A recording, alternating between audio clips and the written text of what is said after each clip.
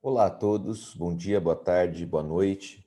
Espero que estejam bem, gravando aquela aula que eu falei para vocês que eu ia gravar, né, para terminar o nosso curso. E para deixar vocês um pouco mais tranquilos, eu estou cronometrando aqui cada assunto que a gente vai tratar. Estou pensando numa média de 20 minutos por assunto, para a gente conseguir, né, terminar o curso. Peço desculpas também por não ter conseguido terminar no prazo, mas tudo bem, faz parte, a gente conseguiu ver com calma. E é isso que interessa, né? Não é a correria. A correria normalmente dá problema, né? A gente viu com calma, tiramos todas as dúvidas e tá tudo certo. Falta a gente terminar a segunda geração e a terceira. Acho que não custa nada a gente gravar um vídeo rapidão e olhar para isso, certo? Então vamos lá, sem mais delongas. Na última aula que a gente teve ontem, né? Hoje, quinta-feira. Eita, deu umas travadas aqui, eu não sei se. Tudo bem, voltou. Que a gente teve ontem, né? Eu tô gravando agora na quinta. A gente terminou a segunda geração do modernismo, certo? A gente falou de Drummond, falou um pouco do Vinícius, mencionou a Clarice, mencionou o Murilo Mendes, mas a gente não falou ainda da parte da prosa, né? A gente falou um pouco sobre regionalismo, né? O romance de 30 ele é chamado às vezes de regionalismo de 30. O que significa isso? Um foco muito grande nas questões específicas associadas, no caso aqui, principalmente ao Nordeste brasileiro. Maluf, tem regionalismo de 30 que não é do Nordeste brasileiro? Pode ser até que tenha, mas esse regionalismo não vai aparecer, né? O regionalismo que aparece, que é famoso, que cai em prova, é o regionalismo nordestino, focado principalmente em dois autores, Jorge Amado e Graciliano Ramos, que é o que a gente vai passar rapidinho aqui hoje. Raquel de Queiroz e José Lins do Rego são também autores desse período, mas eles nos vestibulares aqui do Sudeste, basicamente, não aparecem. No máximo mencionados, né? Mas nunca é o foco dessas questões. E aí, quando a gente pensa em regionalismo, a gente pensa no espaço nordestino, a gente pensa na língua nordestina, a gente pensa na cor local, né? Que é a caracterização de tudo que faz com que a gente fale, tá, isso é Nordeste. Né? Eu lembro que eu mencionei ontem em aula, você pega o Angústia, por exemplo, para ler, do Graciliano Ramos, aquele livro poderia se passar em outro lugar que não no Nordeste? Não. Né? Se eu trocar o nome das coisas ali, faz sentido o texto? Não, porque ele é um texto focado numa região específica.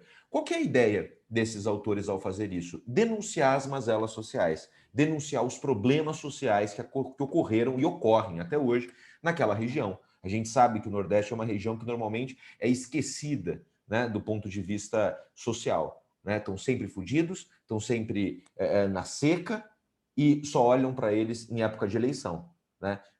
Tudo bem, o Amapá é o norte do país, mas entra no mesmo balaio. Vocês acham que se o Amapá fosse São Paulo, ele estaria, até hoje, dia 26 de novembro, sem luz, sem energia elétrica? Então, esses autores estão entrando com uma denúncia social aqui. Projeto literário dessa geração, projeto literário foi, claro, revelar uma determinada realidade socioeconômica, no caso, o subdesenvolvimento brasileiro influenciou a vida dos seres humanos, né? Como, né, o subdesenvolvimento destruiu ou, né, transformou a vida daquelas pessoas. O modo encontrado para mostrar isso foi fazer com que o enredo das obras nascesse da relação entre o contexto socioeconômico, quem é o Fabiano, quem é o Luiz da Silva, quem é o Julião Tavares, né? Pensando aí na obra do Graciliano Ramos, e o espaço, caracterizado de modo bem definido. Por que bem definido? Porque eles vão chamar atenção para aquela região. A maioria dos autores do período se baseou no conhecimento pessoal da realidade nordestina para desenvolver esse projeto. Por que realidade pessoal? Porque são todos nordestinos. Né? Não tem nenhum que é de fora. Raquel de Queiroz, José Lins do Rego, Jorge Amado e Graciliano são todos nordestinos e vão falar também do próprio espaço. Certo? Linguagem desses textos, cor local, né, que significa informações sobre os espaços, comportamentos e costumes que permitem ao leitor reconhecer os aspectos típicos, característicos de uma região específica. Já usei esse termo, já falei disso com vocês, né? Quando você vê um filme de época, por exemplo, como é que você sabe que o filme não se passa em 2020? Você vê a roupa, você vê o modo como as pessoas falam, você vê a caracterização do espaço. Isso tudo faz, tá, esse filme não se passa em 2020, ele se passa numa outra época. Isso é cor local. Na literatura isso também aparece, né? O texto cheira a Nordeste. Eu falo que você vai ler Graciliano Ramos, você sente o cheiro da secura ali. porque é justamente a ideia que ele está tentando trazer. Então, quadro geral disso tudo, influência da realidade socioeconômica na vida das pessoas. Por que o Fabiano é fudido daquele jeito?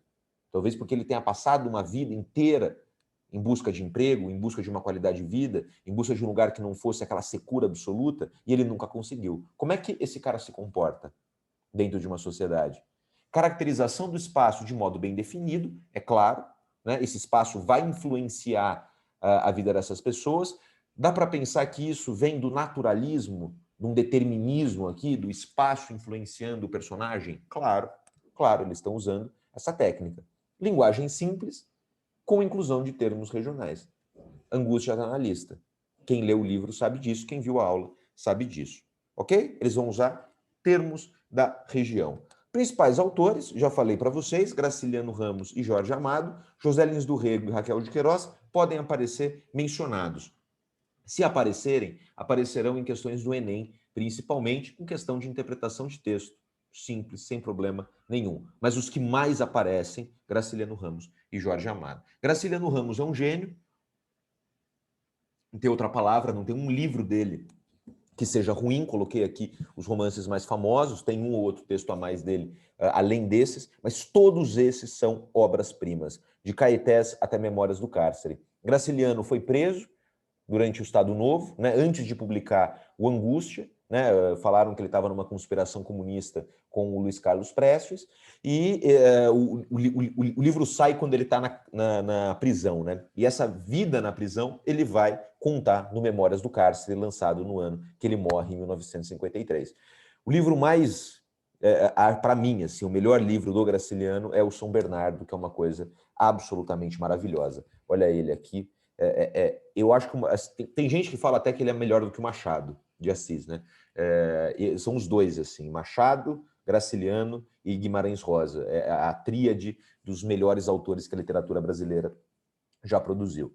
Trouxe um texto aqui interessante do São Bernardo, rapidinho, né? São Bernardo é um livro que... São Bernardo é o nome de uma fazenda, né? Uma fazenda do Nordeste, e vai contar a história do dono dessa fazenda, do cara que conseguiu comprar essa fazenda, porque ele passou boa parte da vida trabalhando para o antigo dono da fazenda. E a história do coronelismo brasileiro, né? De um cara que vai galgando na vida, vai subindo na vida, e quando chega lá, né? Como que é esse cara? Como que é o coronelão? Né, que a gente sempre fala em aula de história, em aula de literatura. Como que é esse cara? Graciliano Ramos entra na cabeça dele e vai tratar, obviamente, esse cara como um chucro. Né? Essa cena, ele está narrando em primeira pessoa a própria vida, e ele vai falar dos trabalhadores da fazenda. Bichos, as criaturas que me serviram durante anos eram bichos. Olha o modo como ele trata o trabalhador. Havia bichos domésticos, como Padilha, bichos do mato, como Casimiro Lopes, e muitos bichos para o serviço do campo, bois mansos. Os currais que se escouram uns aos outros lá embaixo tinham lâmpadas elétricas, e os bezerrinhos mais taludos soletravam a cartilha e aprendiam de cor os mandamentos da lei de Deus. Uma vez o Fiscar pegou esse trecho e fez uma pergunta: quem são esses bichos? A gente consegue especificar esses bichos? Sim, os bichos são os trabalhadores, né? E aí, quando a gente lê aqui bichos domésticos, como Padilha, a gente está pensando nos trabalhadores de dentro de casa, né? O Padilha era o cara que arrumava as contas da fazenda, era uma espécie de administrador da fazenda. Bichos do mato, como Casimiro Lopes, é o cara que cuida da segurança da fazenda, né? Uma espécie de capitão do mato. E muitos bichos para o serviço do campo, bois mansos. Quem são os bois mansos? Trabalhador braçal. É essa a ideia.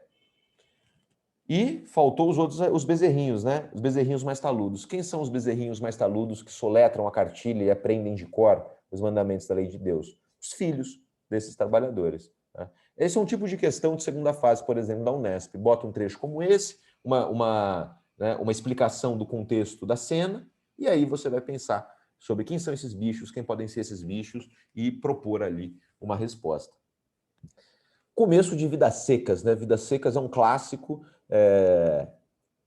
acima do bem e do mal, né? Vidas Secas é muito bom. Quem não leu Vidas Secas precisa ler, porque todo brasileiro precisa ler Vidas Secas, porque o problema da seca e o problema do subdesenvolvimento nordestino está todo aqui. Deixa eu só, eu tô na noia que não sei se isso aqui está gravando. Já pensou se não está gravando? Eu ficaria um pouco irritado. Tá gravando. Bom, ao começo do Vidas Secas, como ele vai caracterizar o espaço aqui. Na planície avermelhada, e sol, aquela terra arrasada, aquela terra avermelhada, os juazeiros alargavam duas manchas verdes. Juazeiros são árvores, né, que estão ali, é uma família que está... Não contextualizei, né? Desculpa. Vidas Secas é uma obra que trata de uma família, né? Sim, a Vitória, Fabiano, filho mais novo, filho mais velho, cachorro-baleia e o papagaio.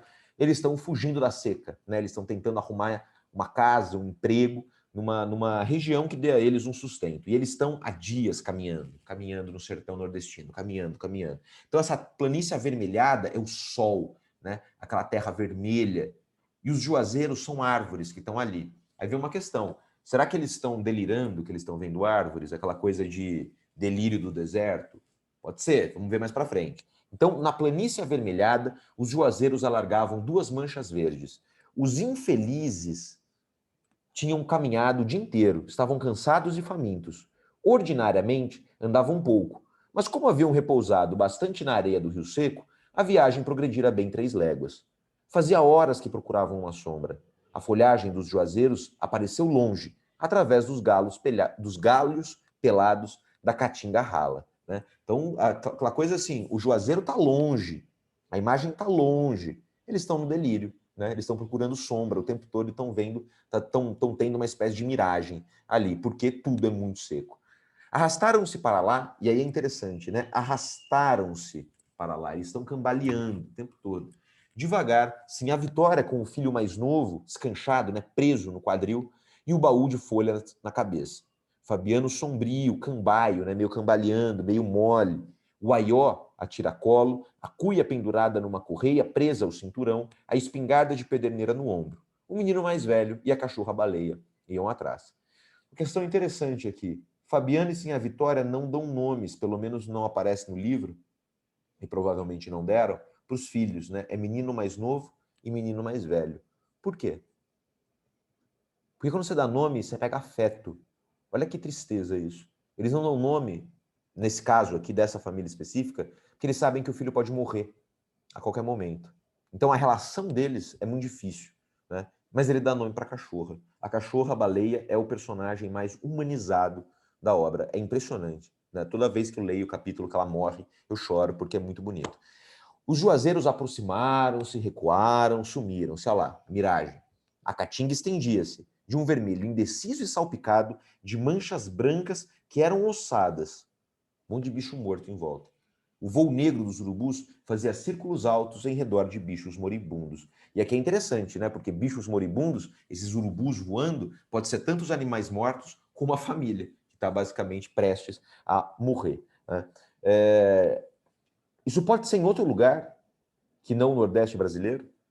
Isso é regionalismo. Ele está descrevendo exatamente aquela região. É muito local. Vai ser diferente do Guimarães Rosa. O Guimarães Rosa vai do local para o universal. Depois a gente fala um pouco disso. Tem uma cena em Vidas Secas que o Fabiano pensa sobre si mesmo, né? E aí ele está picando fumo, ele vai fumar um cigarro, e ele começa a conversar com ele mesmo, né? Fabiano, você é um homem, exclamou em voz alta.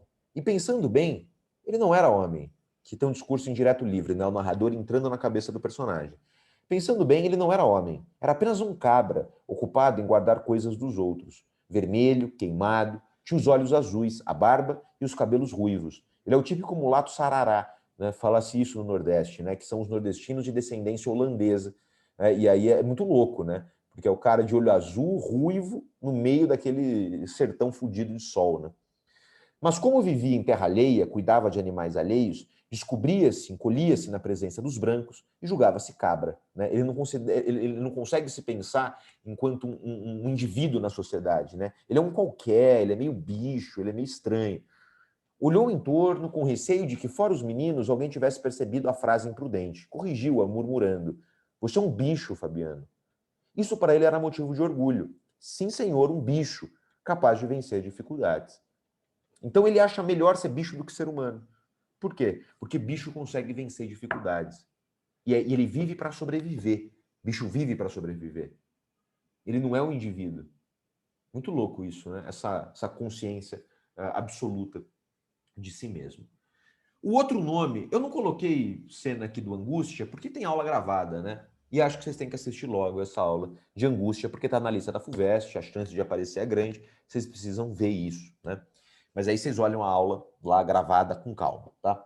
O outro nome, Jorge Amado. Jorge Amado é um dos maiores escritores da literatura brasileira, viveu muito, 1912 até 2001, publicou muito romance. Eu só coloquei aqui os romances dos anos 30 dele, o Cacau e o Capitães da Areia, porque tem muita obra, não caberia nem nesse slide a quantidade de obra que ele escreveu, né? Gabriela, Dona Flor e seus dois maridos, tem muita coisa do Jorge Amado publicada. Ele é o nosso segundo autor mais lido no mundo, né? Em primeiro lugar está o Paulo Coelho, em segundo lugar o Jorge Amado.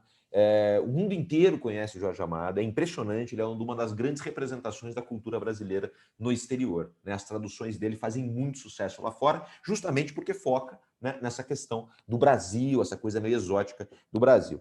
O livro que eu trouxe para falar rapidinho aqui sobre ele é o Capitães da Areia. Eu imagino que vocês conheçam, estava na lista de vestibular, normalmente em ensino médio o professor dá, pede para ler e tudo mais. É um livro lançado em 37, no auge, no começo e auge, né, do Estado Novo. O livro foi queimado em praça pública pelo governo Vargas, porque acusou o livro de comunismo, e é um livro de verdade com uma pegada de esquerda, né? O final é o Pedro Bala, que é o protagonista, em cima de um palanque, fazendo um discurso político. Queimaram o livro em praça pública. Toda vez que queima-se livros, né, a gente lembra e pensa e tem consciência de que a gente está num Estado autoritário, né, e fascistoide.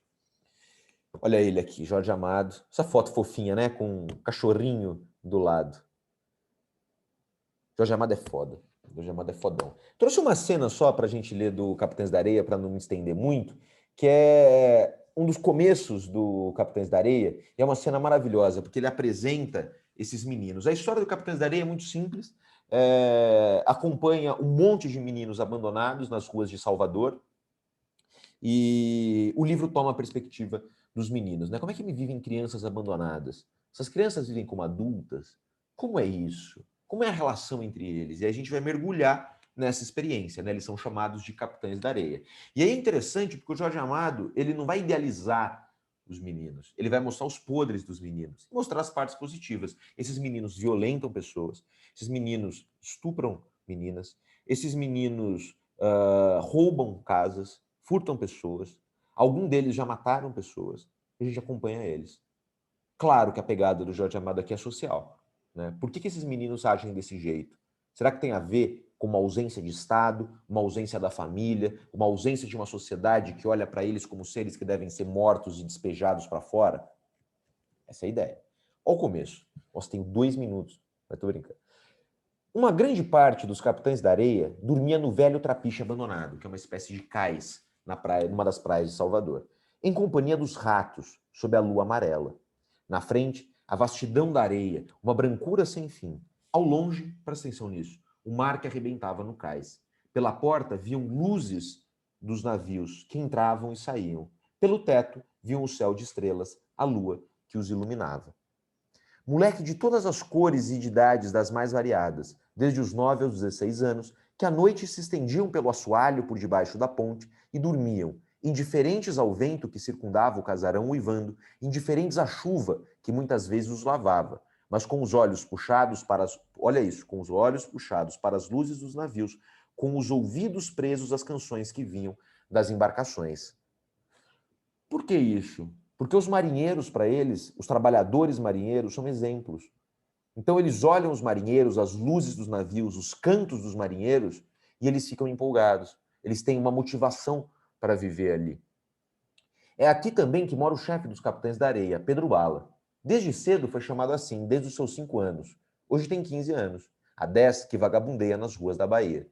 Nunca soube de sua mãe. Seu pai morrera de um balaço. O pai morreu assassinado. Ele era sindicalista, marinheiro e morreu assassinado. Ele ficou sozinho e empregou anos em conhecer a cidade.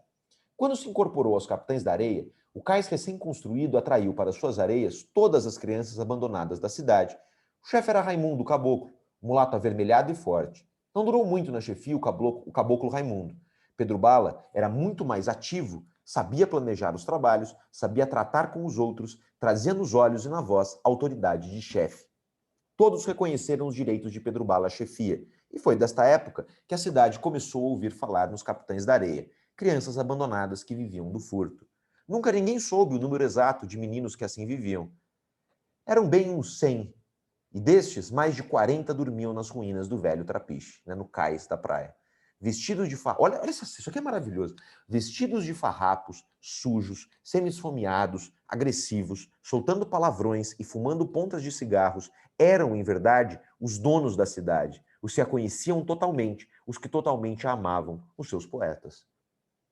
É claro que a gente está lendo esse livro e esse texto, a gente fica do lado dos meninos, é óbvio.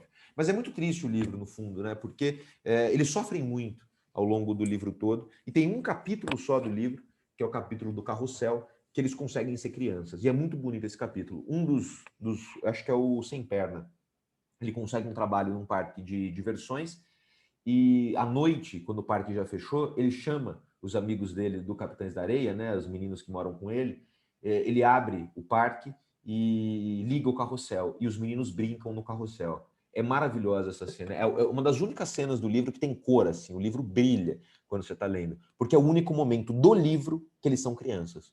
Porque eles têm idade de crianças, mas agem, se comportam e sofrem como adultos, né? Isso é muito trágico. Jorge Amado está denunciando essa situação. É essa a ideia. Então, esses autores do Romance de 30 vão fazer isso. Eles têm diferença um pouco de linguagem? Tem. Né? O Jorge Amado ele é mais poético nesse sentido. Graciliano Ramos ele é mais duro, ele é mais seco. Mas todos eles tratam, né, de questões sociais, todos eles criticam, alguns deles são engajados politicamente, como o Jorge Amado, Graciliano menos, né? Graciliano é mais crítico do que engajado. O Jorge Amado ele é crítico e engajado, né? Ele pede mudança, ele pede transformação, ele dá dicas de como mudar essa situação. Isso é o Romance de 30, ok?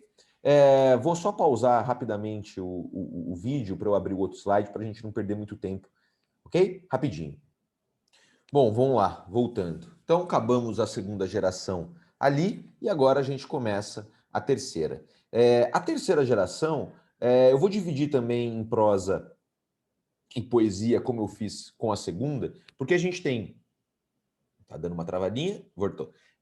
Que a gente tem na poesia João Cabral de Melo Neto, na prosa, que eu chamei aqui de prosa pós-moderna, Guimarães Rosa e Clarice Lispector, ok? Na geração de 45, é interessante a gente pensar numa coisa. Acabou a guerra, né? Acabou a guerra. Acabou.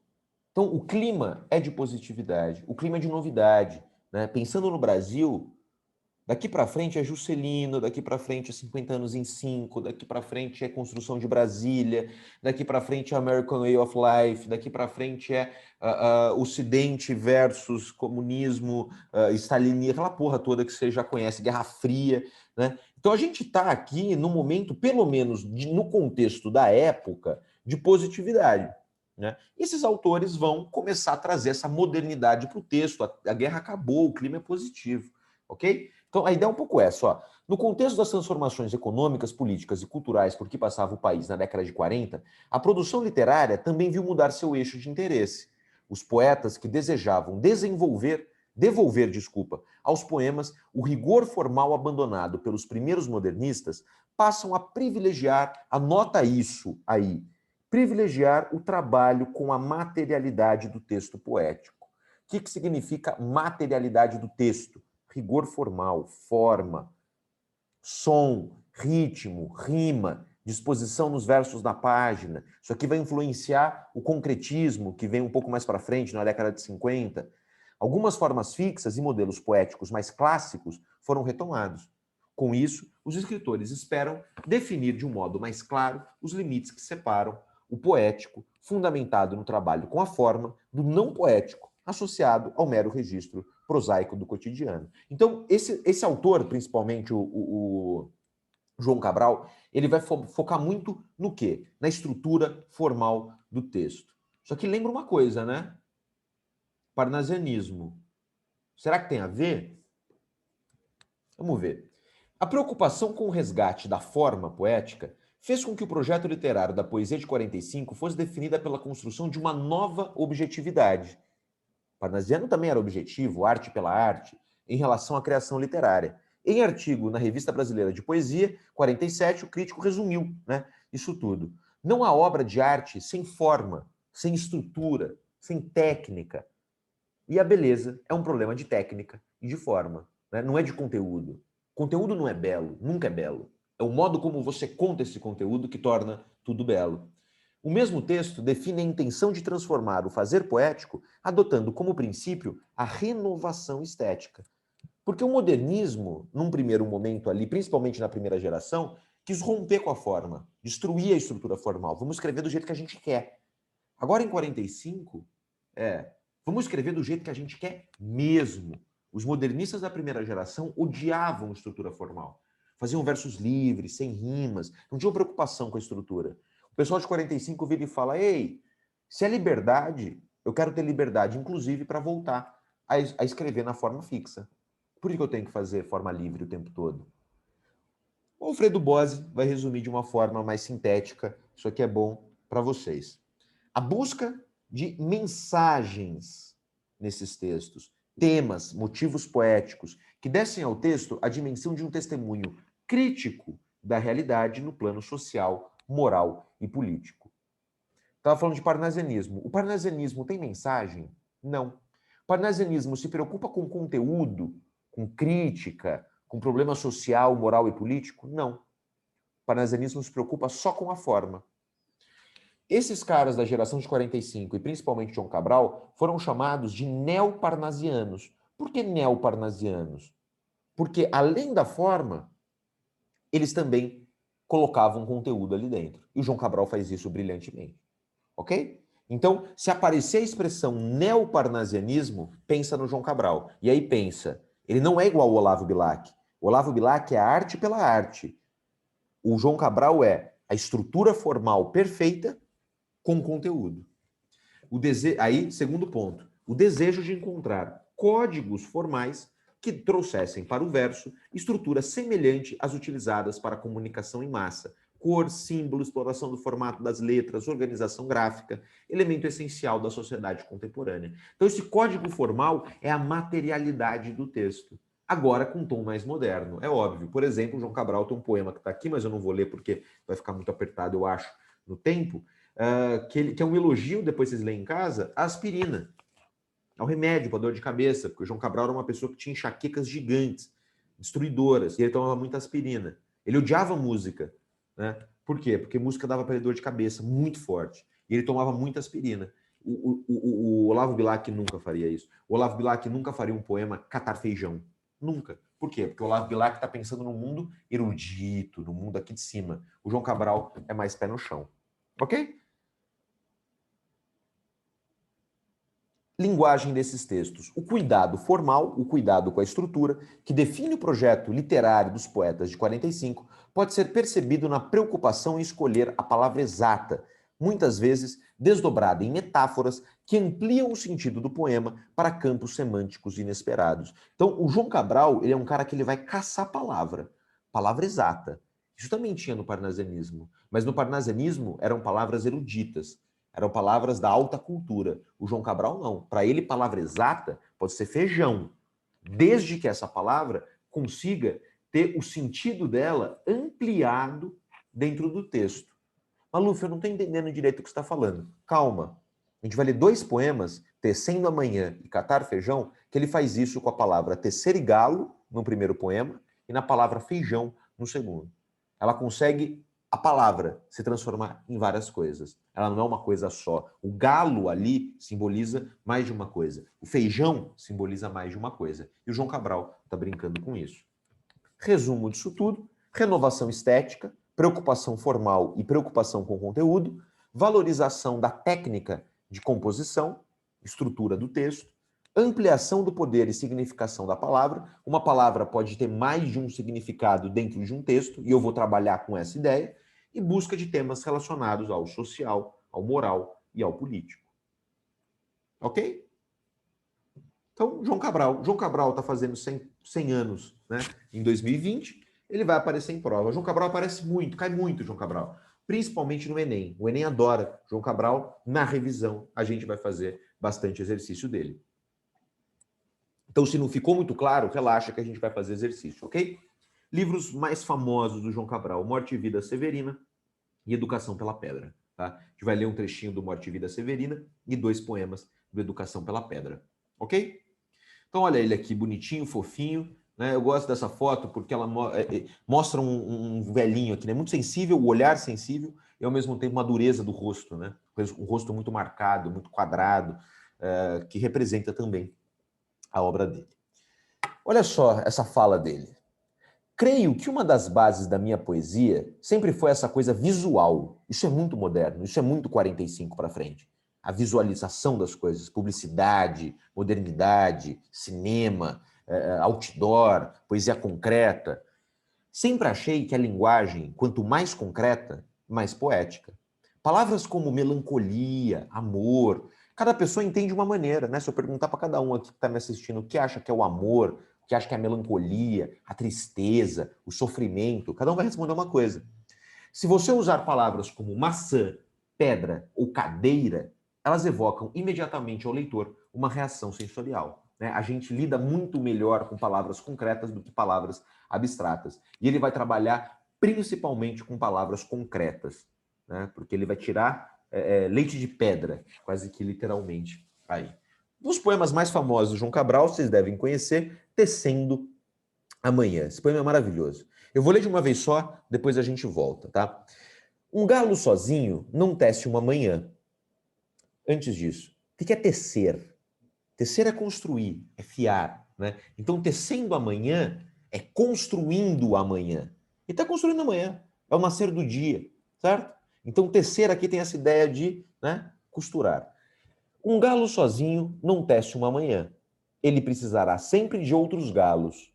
De um que apanhe esse grito que ele e o lance a outro, de um outro galo que apanhe o grito de um galo antes e o lance a outro, e de outros galos que, com muitos outros galos, se cruzem os fios de sol de seus gritos de galo, para que amanhã, desde uma teia tênue, se vá tecendo entre todos os galos, e se encorpando em tela entre todos, se erguendo em tenda onde entrem todos, se entretendendo para todos no todo, amanhã, que plana livre de armação, amanhã, todo de um tecido tão aéreo que tecido se eleva por si, luz, balão. Maluf, não entendi nada. Ok, tudo bem, João Cabral. Poema bom tem que ler mais de uma vez. Então vamos com calma. Olha só, primeiro verso aqui, né? Um galo sozinho não tece uma manhã. Ele está fazendo diálogo aqui com o quê? Com o ditado popular. Qual ditado popular? Mandorinha só não faz verão. Ou seja, a coletividade ela é importante. Então, um galo sozinho não tece uma manhã, um galo sozinho não constrói uma manhã. O que está querendo dizer? Que se um galo fizer o canto dele de, sei lá, não sei fazer barulho de canto de galo.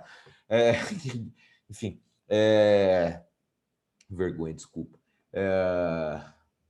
Ele não vai conseguir acordar todo mundo, a roça inteira, sozinho. Ele precisará sempre do quê? De outros galos, que aí vai o galo e faz... Trrr, aí o outro galo ouve e faz... Trrr, o outro galo ouve... Trrr, e aí os galos vão acordando todo mundo. O galo aqui pode simbolizar o ser humano, a coletividade. A gente não constrói o mundo sozinho, a gente precisa do outro sempre. Sim. Então, um galo sozinho não constrói, não tece uma manhã. Ele precisará sempre de outros galos. Agora, presta atenção nisso. De um que apanhe esse grito que ele e o lance a outro. De um outro galo que apanhe o grito de um galo antes e o lance a outro. E de outros galos que, com muitos outros galos, se cruzem os fios de sol de seus gritos de galo. Qual que é a ideia aqui? É como se esses cantos de galo fossem soltando fios de sol. Um galo faz, trrr, sai um fio. Outro galo faz, trrr, sai outro fio. Sai outro fio, sai outro fio. De repente você cria uma teia, né? Um toldo de fios de galo, de fios de sol que saem desses galos e eles vão construindo amanhã juntos. Agora, olha, isso aqui é fodido. Olha isso aqui. Esse ponto e vírgula que está aqui no meio indica o quê? Que ele terminou a frase no meio do verso. Por que ele terminou no meio do verso? Ele poderia ter correto seria o quê? De um que apanhe esse grito que ele e o lance a outro num verso inteiro. Só que ele joga a continuidade no meio do verso, ele termina a frase no meio. Por quê? Porque ele está criando no texto a sensação de continuidade. Porque não é um galo que faz trrr, o outro espera e aí faz trrr. Não, a coisa acontece junto, né? É como se um galo gritasse bom dia, e no final desse dia o outro começasse bom dia, dia, as coisas vão se unindo, né? Elas vão se juntando. Então ele coloca isso no meio do texto, no meio do verso. Não é fodido? Isso aqui é maravilhoso. Isso é preocupação com a forma. Isso é a estrutura formal do texto. Perfeita. Ele está criando a ideia de continuidade pelo modo como ele colocou o verso. Isso é excelente. E de outros galos, continua aqui no segundo ponto e vírgula, que com muitos outros galos se cruzem os fios de sol de seus gritos de galo, para que amanhã, desde uma teia tênue, se vá tecendo entre todos os galos. Ouve isso. Para que amanhã, desde uma teia tênue, se vá tecendo entre todos os galos. O T, a letra T, sibila, ela soa. O que a gente tem aqui? Qual figura de linguagem? Aliteração, que é a repetição de som de consoante. Olavo Bilac deve ter inveja do João Cabral. E se encorpando, ó a literação de novo, e se encorpando em tela, onde entrem todos, se encorpando em tela, entre todos, se erguendo tenda onde entrem todos, se entretendendo para todos no todo. Porra, literação de novo. Se encorpando em tela, essa tela vai ficando cada vez maior, essa tela vai ficando cada vez maior. Entre todos, porque são os cantos de todos os galos. Se erguendo em tenda, porque isso está virando uma tenda. Isso aqui vai começar a flutuar. Um dia entrem todos, todo mundo. Se entretendendo para todos. Entretendendo é um neologismo. Nossa, palavra não existe. É entreter com entender. Eles estão gostando do negócio, estão curtindo e estão se entendendo. E o negócio está sendo construído no todo, que é amanhã. Que plana livre de armação, porque ela está flutuando com os gritos do galo. Amanhã, todo de um tecido tão aéreo que tecido se eleva por si. Luz, balão. E aí é um balão feito de luz dessa manhã que nasceu. Maravilhoso. Olha isso aqui. Amanhã, todo de um tecido tão aéreo que tecido se eleva por si. Luz, balão. Esse tecido aqui, olha a ampliação da significação da palavra que a gente viu nas características ali. Esse tecido, ele é verbo ou ele é substantivo? Substantivo. Está falando do tecido. Esse tecido aqui embaixo, tão aéreo que tecido se eleva por si. Esse tecido de construído, de verbo. É isso que ele está dizendo quando a gente pensa no poder de ampliação de significação da palavra. Maravilhoso, né? Maravilhoso. Isso aqui é lindo. Catar feijão, olha esse. Esse poema dialoga com o poema Profissão de Fé,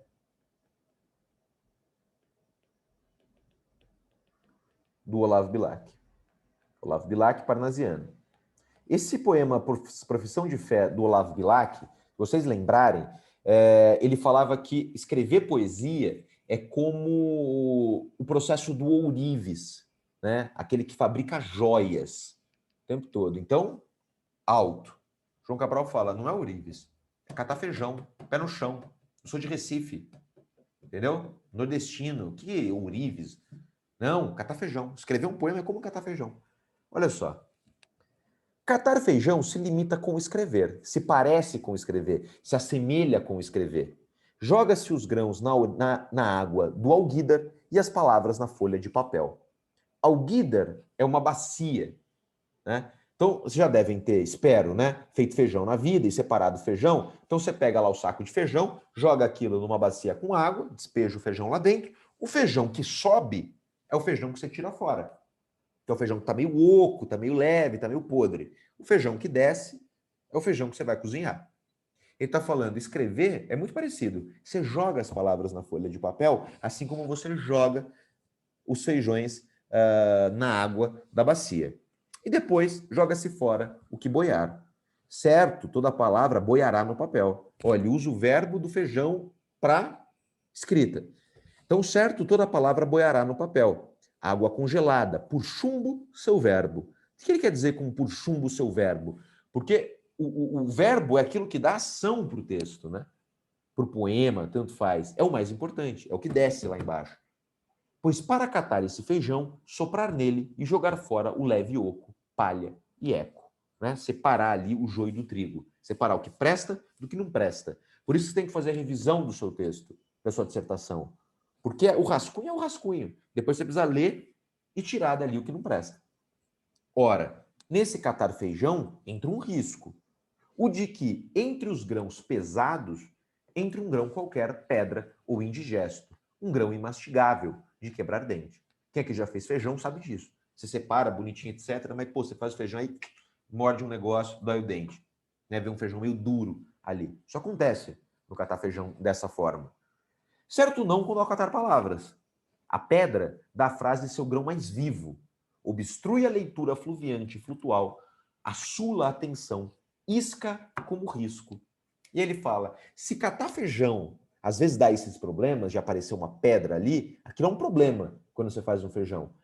Quando você está escrevendo um texto, talvez essa pedra que aparece ali no seu poema seja exatamente aquilo que você está precisando. E tá aí a diferença entre catar feijão e escrever poema. Por quê? Porque essa pedra é o grão mais vivo. Ela obstrui, ela faz com que você não enxergue direito a leitura fluviante e flutual, a leitura fluida. Assula a atenção. Isca como risco.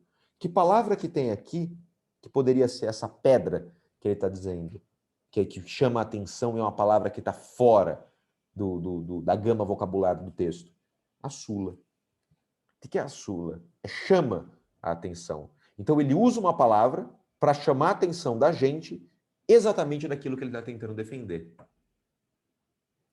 Não é maravilhoso? João Cabral é foda. João Cabral é muito bom. Muito bom, muito bom. Isso aqui é maravilhoso. Isso aqui é raro eu falar isso, hein? Normalmente eu estou reclamando de tudo. Isso aqui é maravilhoso, é muito bom. É muito bom mesmo. E tem uma obra do João Cabral, não vai dar tempo de ler o Monumento Aspirina, já 19 minutos falando disso, tô contando. Vocês leem depois, tá? É meio difícil, mas dá para ler, qualquer coisa a gente lê em aula mais para frente. E tem um outro texto do João Cabral, Morte e Vida Severina, que foi encomendado, né? É um poema encomendado, era uma noite, encomendaram dele numa noite de Natal, iam fazer uma peça de teatro num coreto em Recife, e pediram para ele escrever um poema narrativo. Ele escreveu, né? Ele odiava Morte e Vida Severina, porque era o único texto que foi encomendado, foi musicado, é um poeminha meio, né, meio fofo e tal, ele não gostava nada. Mas é o texto mais famoso dele. Conta a história do Severino, né? O Severino aqui, como o José que a gente leu do Drummond ontem, ou dependendo, sei lá, quando você está vendo esse vídeo, representa o povo nordestino. O cara ali, o Fabiano, do Vidas Secas. E esse cara tá querendo ir, né? Ele tá fugindo da seca, como todo grande personagem nordestino, ele tá fugindo da seca, e chega um momento aqui da história que é o clímax, né? Que é a crise existencial dele. Ele fala, eu vou me matar. Eu vou me matar, porque não dá, né? E aí ele encontra... Isso é Natal, hein? Imagina, né? Festa de Natal, o cara pensando em se matar. Isso é o João Cabral. E aí aparece um cara que acabou de ter um filho. O cara acabou de ter um filho, Natal, criança, esperança, não sei o quê. E ele vai tentar, né, ajudar esse cara. Então, olha só, esse é o começo do texto, clássico, famoso, isso aqui. Presta atenção que isso aqui, vocês podem citar em redação, inclusive, falar de morte severina. Olha só. Meu nome é Severino. Como não tenho outro de pia, né? Eu sou Severino, eu sou esse. Como há muitos Severinos, que é santo de Romaria, deram então de me chamar Severino de Maria. Como há muitos Severinos com mães chamadas Maria, fiquei sendo da Maria do finado Zacarias. Então aquela coisa, Severino é um nome típico, e aí fala, Severino, todo mundo é Severino, pô. Aí ele é aquele lá, o Severino da Maria. Mas, pô, Maria é um nome comum também. Então é o Severino da Maria do finado Zacarias, né? Que o pai dele chamava Zacarias. Somos muito severinos, tá? É igual o José.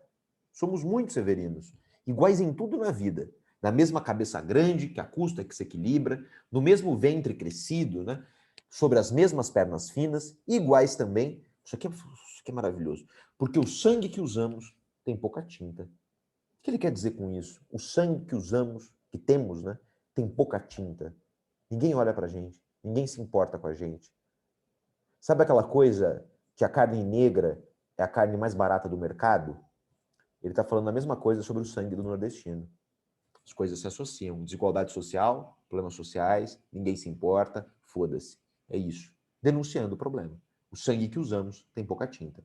E se somos severinos, iguais em tudo na vida, morremos de morte igual, mesma morte severina. Que morte severina é essa? Vocês podem usar essa expressão em redação, morte severina. Que é a morte de que se morre de velhice antes dos 30, certo? Trabalhador, fudido de campo, sol, destrói. De velhice antes dos 30, de emboscada antes dos 20, a violência, de fome um pouco por dia, de fraqueza e de doença que a morte severina ataca em qualquer idade e até gente não nascida. Somos muito severinos, iguais em tudo e na sina e no destino.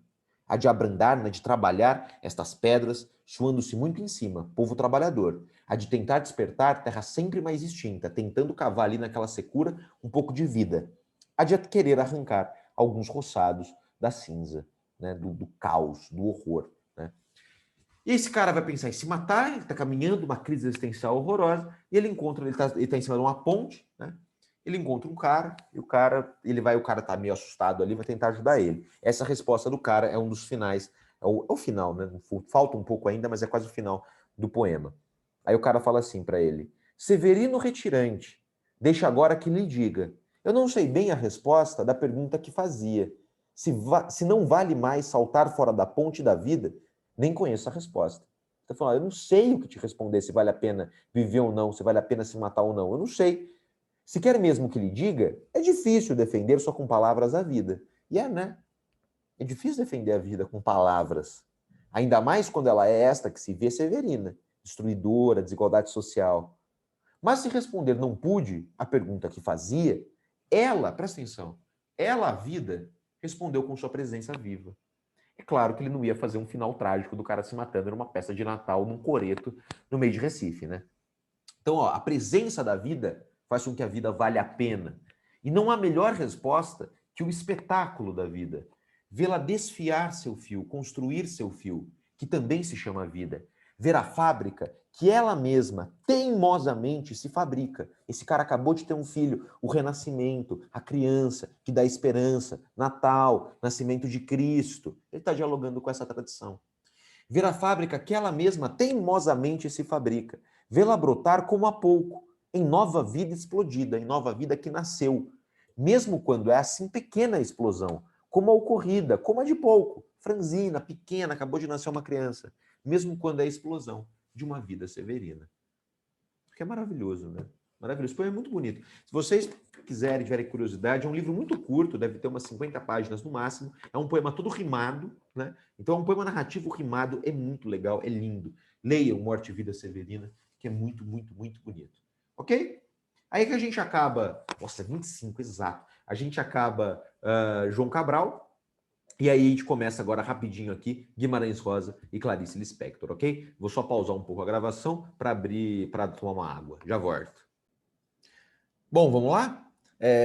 A gente acabou a parte da poesia, que é basicamente o João Cabral, e agora a gente entra na prosa, né? A prosa eu estou chamando aqui de prosa pós-moderna, porque esses dois autores estão muito além do que encaixar eles numa caixinha terceira geração do modernismo. Não, é muito além, né? João Cabral, o Guimarães Rosa e Clarice Lispector são autores que estão acima do bem e do mal, né? Eles são fodas, fodas, fodas.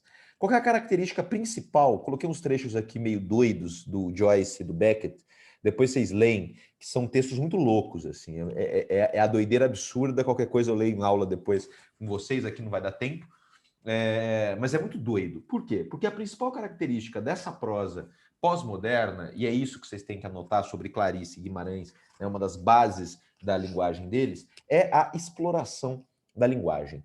Você quer explorar a linguagem, é transformar a linguagem em algo novo, né? Em algo diferente, em algo que você lê, às vezes não entende, mas você fala, pô, se pá, tem alguma coisa aqui. Por exemplo, isso é muito legal. Imagino que alguém que está me assistindo aqui já tenha tido crise de pânico, crise de ansiedade. Quando você está com crise de pânico, em crise de ansiedade, você consegue explicar para a pessoa que está do seu lado o que você está sentindo? Não. Por que você não consegue? Porque você tem dificuldade de colocar aquilo em palavras, colocar aquilo num discurso narrativo. Você tem muita dificuldade de fazer isso. É normal que isso aconteça. Então quer dizer que eu posso tentar descrever uma crise de ansiedade dentro de um texto, mesmo que aquilo não faça tanto sentido? Posso. Eu estou no mundo contemporâneo, eu estou na modernidade. Eu posso trabalhar com a linguagem e, por exemplo, utilizar a técnica de fluxo de consciência para conseguir explorar ainda mais a minha capacidade de escrever um texto. O que é fluxo de consciência? Técnica narrativa sem a preocupação de articular logicamente as ideias, utilizada para expressar, por meio de um monólogo interior, de uma fala interior, os vários estados de espírito e as emoções que caracterizam uma personagem. Isso é muito comum em Guimarães Rosa e Clarice Lispector. Na Clarice, esse fluxo de consciência está muito associado a um processo chamado epifania, que a gente vai ver daqui a pouco no slide, ok? O que é epifania? É quando a personagem, por exemplo, a Ana do conto Amor, toma consciência de si mesma e ela tá numa noia, ela tá numa paranoia, ela tá num delírio muito doido. E delírio, eu vou ter que explorar a linguagem ali. E pode ser que você leia os trechos e você não entenda direito. Isso foi feito para ser assim? Sim. Foi feito exatamente para ser assim. Porque tem coisas na vida que a gente não consegue explicar, que a gente não consegue organizar de forma lógica. E eles vão trabalhar com esse fluxo de consciência. Isso vem das vanguardas, né? O fluxo de consciência nasce principalmente ali com o surrealismo. Isso para o quê? Para mergulhar na intimidade do ser humano. É essa a ideia. Vou dar um exemplo muito simples do conto que está na lista da FUVEST, do conto do Guimarães Rosa, chamado Campo Geral. Imagino que a maioria de vocês aqui tenha crescido e tido uma infância na cidade, né? O conto Campo Geral trata de um menino, Miguelinho, de uns 9, 10 anos, e ele está no campo, ele vive na roça, esse menino. É possível que a gente que cresceu na cidade se identifique com a situação dele de infância na roça? Você pensa, não, cresci na cidade, ele cresceu na roça. São mundos completamente diferentes.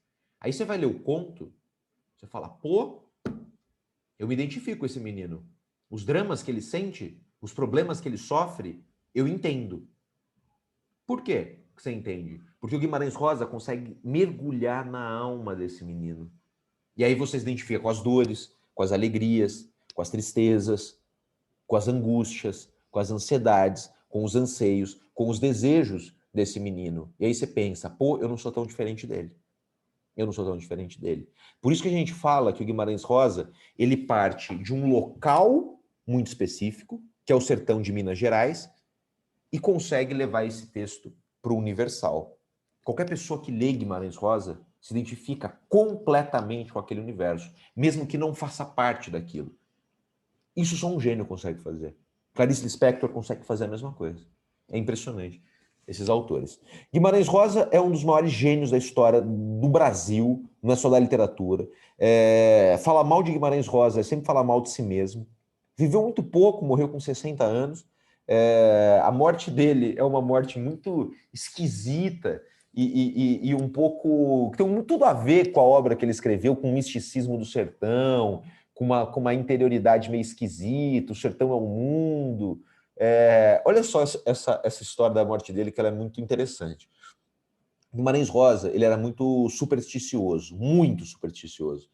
E ele sempre falava que quando ele fosse indicado para a Academia Brasileira de Letras, ele morreria. Ele sentia isso o tempo todo. Para você ser indicado para a Academia Brasileira de Letras, algum dos membros precisa morrer, porque você tem um número específico de membros ali, e todos os membros são vivos, né?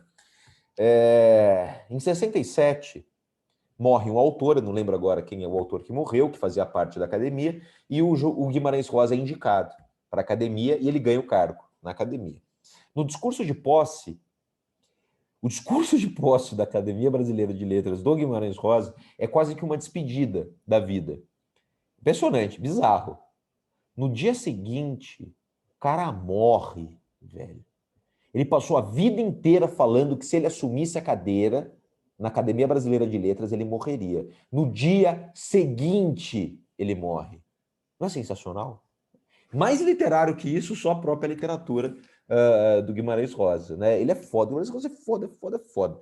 Né? O que ele vai discutir nos textos dele? Ele vai discutir dor, ele vai discutir morte, ele vai discutir ódio, ele vai discutir amor, ele vai discutir medo, ele vai discutir indignações filosóficas.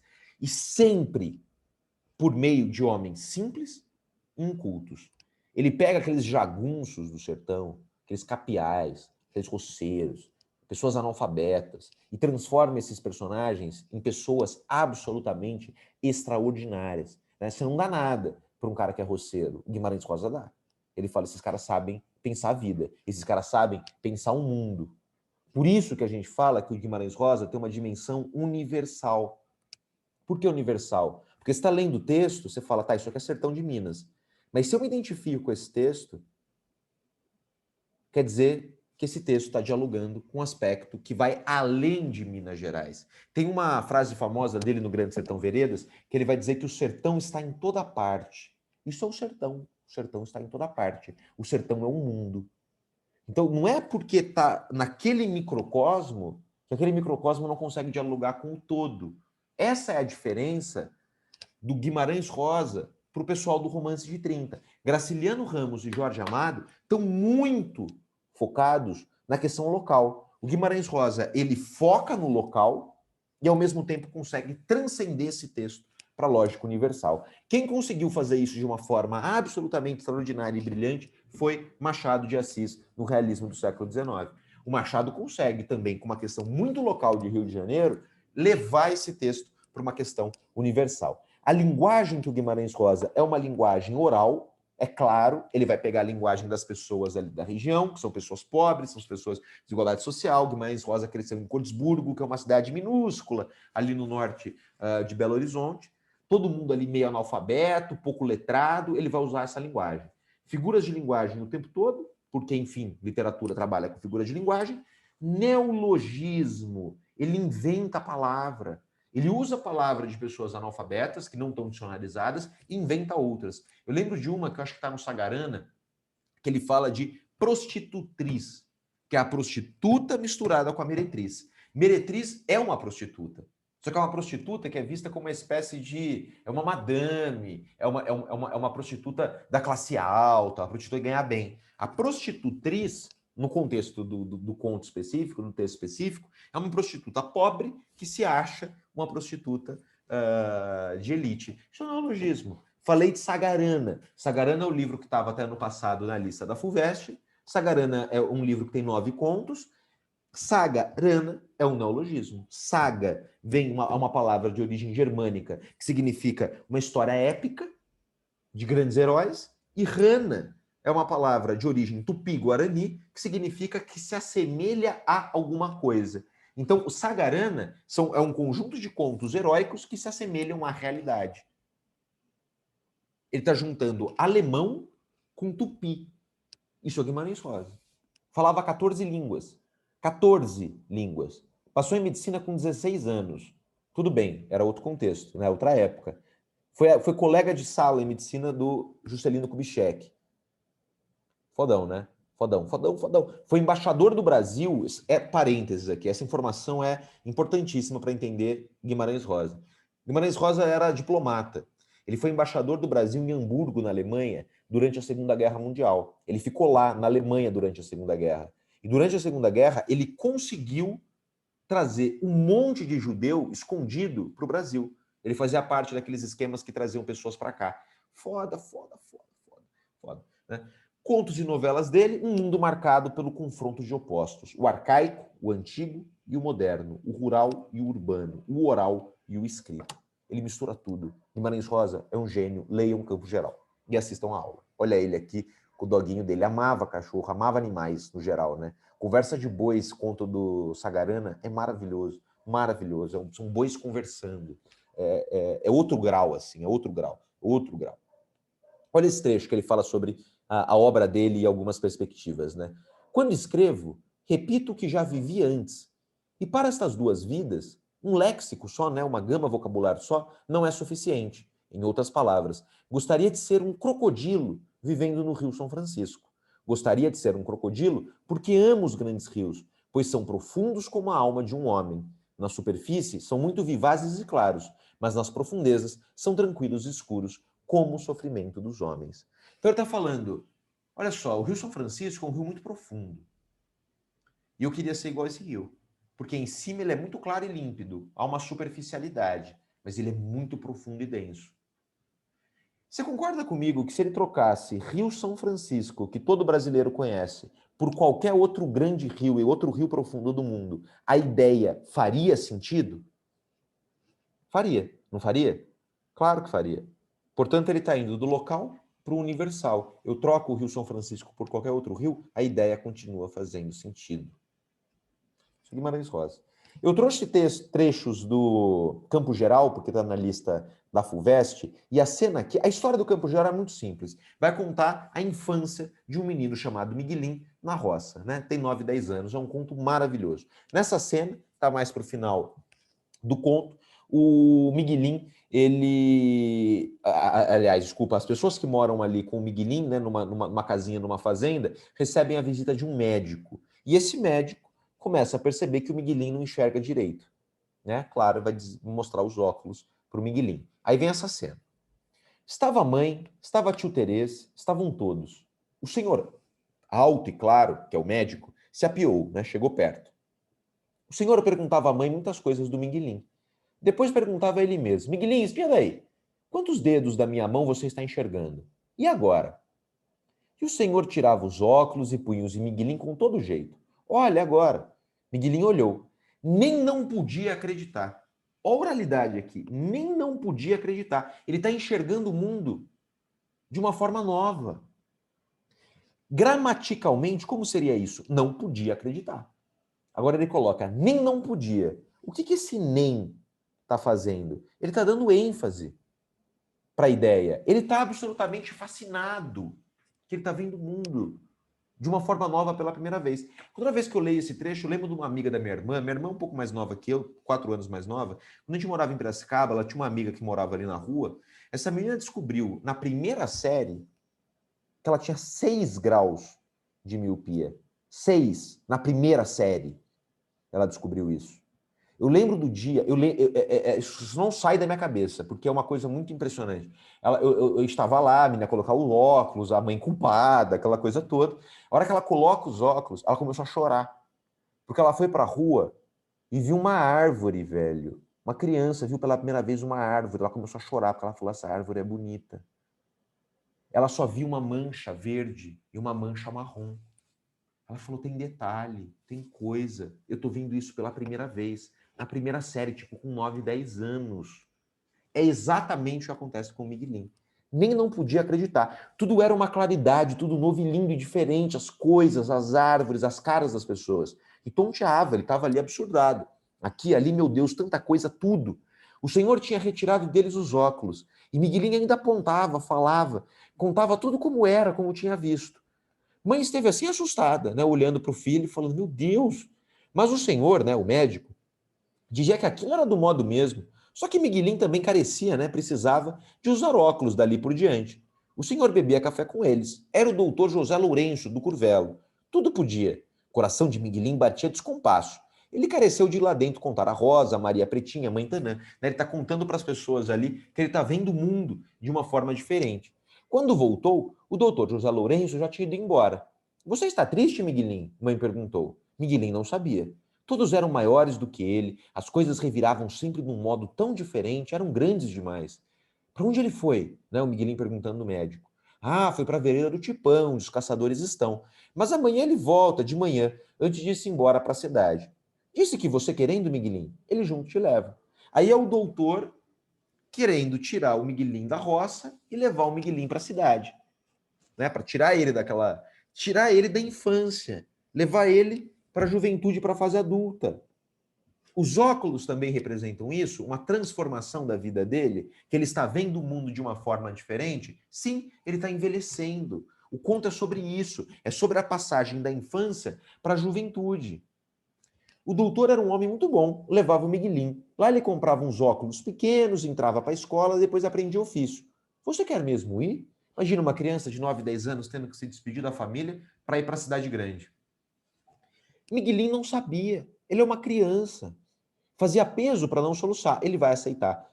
Sua alma até o fundo se esfriava. Mas mãe disse: vai, meu filho, é a luz dos teus olhos, que só Deus teve poder para te dar. Vai.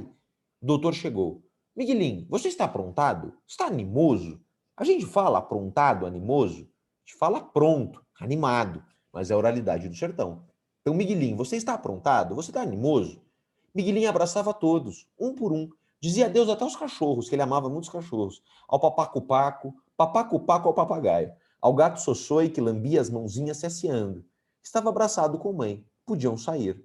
Mas então, de repente, Miguelinho parou em frente do doutor. Todo tremia, quase sem coragem de dizer o que tinha vontade. Porque é criança. Criança não sabe. Na cena aqui atrás, que a mãe pergunta se ele está triste, ele fala, não sei. Perdi a cena aqui onde está. Ele fala, não sei se eu estou triste. Por quê? Ah, é aqui embaixo, desculpa. Não, não é, era lá atrás, esquece. Ele fala que não sabe. Por quê? Porque criança não tem muita diferença, alegria, tristeza, felicidade, melancolia. Criança tem dificuldade de saber disso. É aí que a gente se identifica com o menino. Porque a gente lembra da gente criança. Todo tremia, quase sem coragem de dizer o que tinha vontade, né, para o médico. Por fim disse e pediu. O doutor entendeu e achou graça. Tirou os óculos, pôs na cara de Miguelinho. E Miguelinho olhou para todos com tanta força. Saiu lá fora. O Mutum era bonito, que é a região que ele mora. Agora ele sabia. Olhava, mas era para a mãe. Todos choravam. O doutor limpou a goela e disse, não sei, quando eu tiro esses óculos tão fortes, até meus olhos se enchem d'água. Miguelinho se entregou a eles os óculos outra vez. Um soluçozinho veio. Nem sabia o que era alegria e tristeza. Mãe o beijava. A Rosa punha-lhe doces de leite nas algibeiras para a viagem. Papaco falava alto, falava. Maravilhoso. Leia um conto geral. Guimarães Rosa é um gênio, né? Esse conto é a passagem da infância para a juventude e as transformações e as dores dessas transformações. Vocês vão adorar. Vejam a aula do Maurício, leiam o conto, vai cair na FUVEST, 100% de chance, porque entrou agora esse ano na lista, e vai cair, vai cair. Então, lê o conto, numa hora e meia você termina esse conto, 1h30, 2 horas, você mata o conto e vê a aula, ok? Tá lá no Que Mágico para vocês. O outro nome desse contexto é a nossa querida e amada Clarice Lispector, né, uma das maiores escritoras da literatura brasileira, uma das maiores divas da cultura brasileira, maravilhosa. Não tem um texto da Clarice Lispector que não preste, fodona, nível hard, assim. Qual é o grande tema da Clarice? O grande tema da Clarice é a mulher de classe média, né? Classe baixa, a literatura sempre tratou, não sempre, né? Mas tratou muito das classes baixas. Por quê? Denúncia social, crítica social, revolução, engajamento político, mudança da situação social das pessoas, né? O pobre sempre é usado na literatura. Classe alta tem sempre a fascinação da elite, né? Por que The Crown, por exemplo, faz tanto sucesso? Porque as pessoas querem saber como que vivem aquelas pessoas, o que comem, o que bebem, como vivem, né? Meio Globo Repórter. Então tem uma fascinação com a elite. Agora, a classe média olha pra gente, né? Olha pra nossa família, não tem graça nenhuma naquilo. Mas a Clarice Lispector encontra. Clarice Lispector dá voz para essa classe média. E principalmente para essa mulher de classe média média alta, né?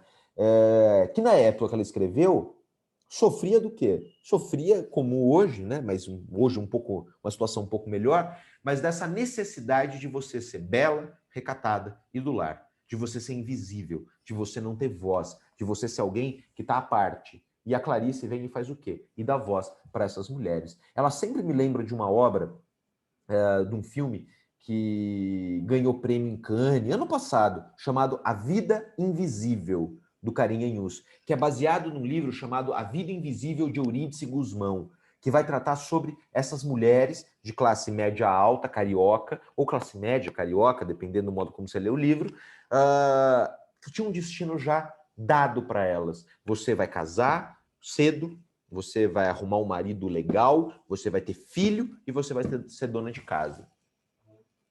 Essas mulheres ficaram invisíveis. Quais são os dramas dessas mulheres? Quais são os desejos dessas mulheres? Quais são as angústias dessas mulheres? E a Clarice dá muita voz para elas.